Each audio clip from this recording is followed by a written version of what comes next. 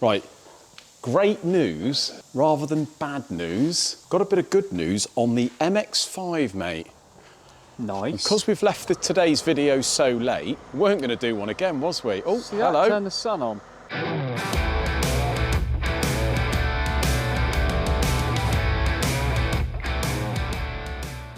Can you actually see on there? Yeah, it's quite good on there. So last week, or was it the week before? We dropped Simon's MX-5, mate. This is the turbo engine project. Dropped it over to our friend Jack at HP Works.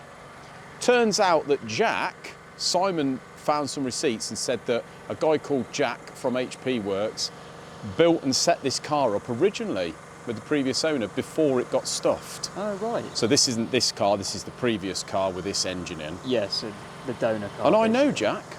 Oh. I know him through the Doves. So that's Bob right. Dove Motorsport boys. Yeah. So I give Jack a ring, told him the situation, what we were doing, swapping it over. Obviously this is a later Mark 1 as opposed to the earlier Mark 1 apparently. Facelift thing. And it's got a different wiring loom and ECU. Brilliant. So what we had to do was rewire the car to the ECU that we'd got, which is a Link ECU. Right. Because the looms were different and the Link ECU was for the earlier car. And Jack said, bring it over to me and I'll have a look at it. And he's finished it off. So Dan's done his best with as far as the wiring goes. Jack had to do a few things. The ECU was locked, we couldn't get into it. So we give it to him, mate, and basically within a week, he's got the thing all sorted and running. Perfect. How good a news is that? We're going to see it run. Well, we are going to see it run, I think. Nice. So it turns over a little bit slow because I think the battery's a little bit flat.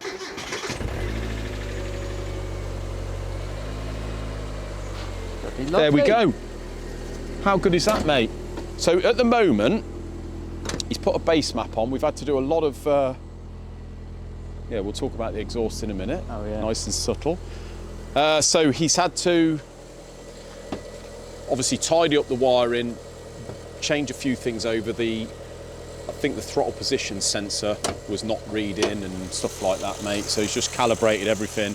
He's had to redo the coilover plug loom. Yep. And put a relay in there. Things like that really, and just sort of tidy it up and plumb it in. And as I say, he's put a base map on. He's put a 4,000 RPM rev limiter on at the moment, because we all know what Simon's right foot's like. And he sent him away to get it MOT'd. And there we go, one we've built as well. This is one we have built, running. And this was one of my quicker engine builds. This wasn't a full go through. We didn't bore it, we deglazed it. We put some forged internals in, competition bearings, went through the head and that. This is one that pretty much I did in a day, wasn't it, for it? Yeah. Because initially we didn't know about the loom. And if it was a plug and play, same ECU, then this thing would have been running that weekend. So it was a bit of a challenge, Annika. Yeah. And like a 3 or 4 day project, really. Lovely and quiet, isn't it? Yeah. But that is the main thing there, mate. The TD04, isn't it? Yeah. Hybrid. And this thing is good for 300 odd horsepower. But Jack strongly recommends that once we've gone away and done the running in procedure, 200 or 300 miles, Jack strongly recommends that we get it set up. At the moment, he's using RCS's dyno down the road. Right, yeah. Our friends there, Rich and Ben. He strongly recommends that we run about 260 horsepower with this, and it should be lively enough. So don't go for the full 300, 320, whatever. Go a bit less. Go a little bit less, mate. See how we get on with that, because idea. Basically it is going to be at 260, mate. It's what, twice as much power as it had originally? Yeah. It's going to be a lot. It is, isn't it? And it's a blooming small car, this. And I expect with that turbo, it will sort of come on boost pretty aggressively. Oh, it does, yeah. You can tell just driving it around the block when it spools up dead quick, and it sounds like you can hear all the whooshing and the... Probably wants to try and spit you out as well. I'd imagine, well, that's what happened with the first car, as soon as it spools up. And that was less, that was about 230 horsepower, and the back overtook the front at 50, 60 mile an hour. So, to be honest, out of all the projects at the moment, this one has been probably the most emotional roller coastery of projects. Yeah. Because it was the touch and go whether we'd sort of ruin the loom and it was all going to be doable, and So all we've got to do now, we've took the old steering wheel off, which had the airbag in, so we've had to sort that out. We put one of my Momo Champion steering wheel that was on the Escort Cosworth when I bought it. So it looks all a bit racy and goes with his interior. Yeah. Tom Upton, our friend Tom, has put a sports cat in the middle of it. Nice. And also repaired the back box and put a nice little chrome 2.5-inch end there, or 3 inches. Lovely. Looks nice and subtle, slash cut. Yeah. But you can tell something's going on up front with that. Yeah, Can't definitely. You? And the only other thing we've done is Simon's got coilovers on it, but we've raised it 1 inch, so it's now more sensible, and I think it looks nice anyway. Yeah, because it was rubbing a bit on track, wasn't it? It was just rubbing and scraping on the bottom. It was awful. But it actually dries really, really nice like that. So, yeah, MOT, mate, this week, hopefully. Nice. Good times. Let's just go and have a look at, before it gets pitch black, let's have a little look at the Sierra Cosworth, mate. So this is the one that last week we threatened to do a video of it running. And we did actually have it running, didn't we? We did. But it was, what was it, late Thursday or late Friday when Dan was here, and we actually got it sort of to the point where we fired it up. Friday, wasn't it? Now this is a very old school sort of build, before obviously we've done the engine.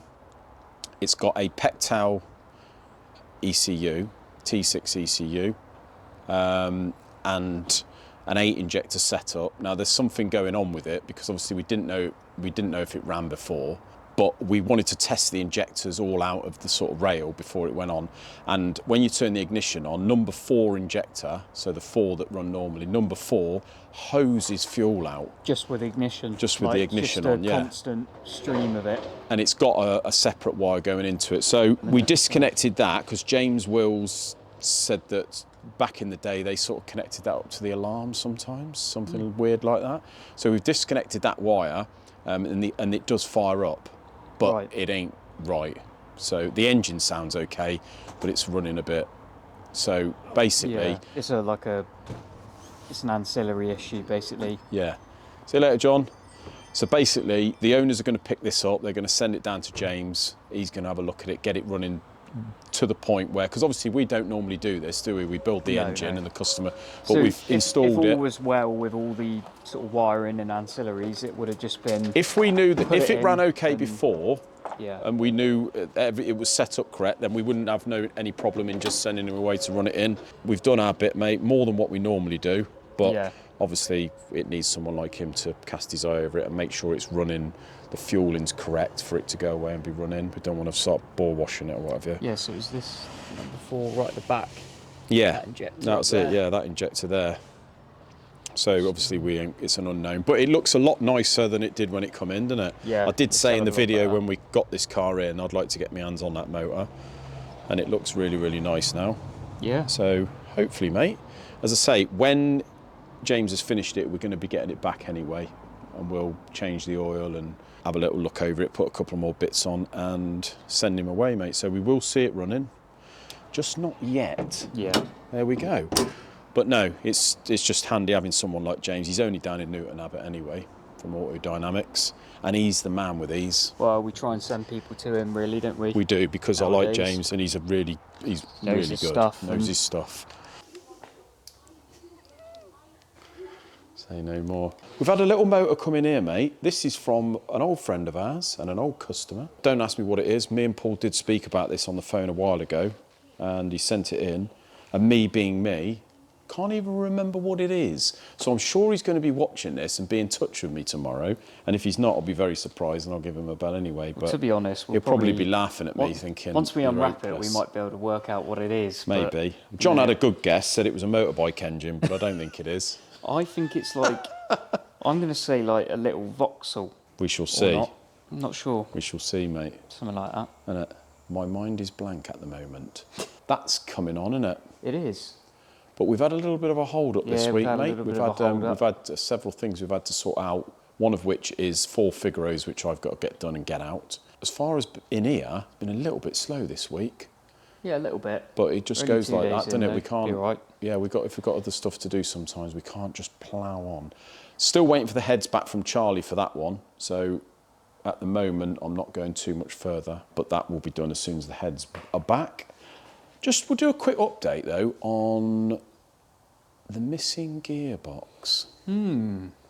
Mystery. It is a mystery. A little bit strange. So we have put a claim in for that, mate. The strange thing about this is, initially, it wouldn't be so bad if it had gone missing from the beginning, but at the very beginning, it weren't missing, was it? No, they said it was damaged. That was their first story. Yeah, and then Mark at InExpress said, well, can you get it back to the owners then to see what the damage is? And it just never arrived. They wouldn't respond or anything, and then it goes missing. So I suspect that, my opinion is, it's probably gone missing from the start, isn't it? Well, it's either like damaged and they've already chucked it away, or it's like badly damaged, or someone's had it and it's just been, you know. God knows, mate. They didn't know what to say. I just can't see how you can lose like a 3-foot long box. Well, it's a big wooden box. I mean, it's heavy enough. Yeah. Like, it's not one that Dunno. sort of, even if you'd like, say, left the back door of the lorry open, it's probably heavy enough that it wouldn't like slide out. Yeah, it's like really you're doing 0 strange. to 60 in 2 seconds, are you? So It ain't gone missing, I don't. Well, like Mark said the other day, we've put a claim in now for the actual cost of the box, and it's several £1,000. So once they get that bill, will it mysteriously appear again? mysteriously Be interesting found. to see, won't it? It will, yeah. But bit of a pain in the bum. But we're in no rush for that gearbox, so it's not like Not really. it's No. not the most devastating thing ever. Well, the Just need to work gearbox, something the out. gearbox is a Cosworth box, isn't it? Yeah. Being for a project, and our Cosworth engine, whichever the project may be that it goes into, mate. Do we dare go on about the changes of plans? No. Or do we not? I think we'll leave out the change of plans, mainly because they've been stressing you out a bit, I think. I've left you in control. Yeah. as project Not a lot's manager. happened. No. Lots of I change sort of plan left at the minute. in as far as one project goes, I've sort of left Tom in control of that a Yeah. little bit, because my mind's just all a muddle and I need to concentrate on work rather than the projects. Thing is, I think with Otherwise, you, I'm going to end up in a mental institute in a moment. opportunities arise. People say, "Oh, I've got this. Do you want this?" Or, "Oh, I've got one of these." Or, "My mate's had one of these and it's had all this in it." And Yeah, and you're Steve. Like, let's, yeah, Steve. But you know, like it just. I always remember when I first met Steve. He said, "You're going to." He wish said, you "You're never- going to wish you'd never met me," and I wonder what he meant. He's got, yeah. No, I he's dunno. great. He's a great guy. He is, but Costed me a few quid, but he's all right. you just sort of have too many ideas, and you want to do them all, and you're gonna do them all, and then more good ideas happen, Yeah. and you want to do them instead. This is he's me role model really though, but he's next. He's like next. What's it? Oh, isn't he's he? like he's Next got a level. serious problem, and he won't mind me saying that. I'm sure. He won't know. He's next level, isn't he? Yeah. Got some bits of kit though. But yeah, that's it really, mate. Just had to make a video, didn't we? Because it's been a week. Getting a bit slack on the old videos. at the We minute, are. but We'll get back to it's it. not that we've got a drought. It's just we've got other stuff going on. Busy. Busy with work. for another video. We'll leave it there, mate, Or shall never. we? What time Yeah. is it? It's like 5:10. Let's get out of here. Cheers, guys. We'll see you in another one. Thank you.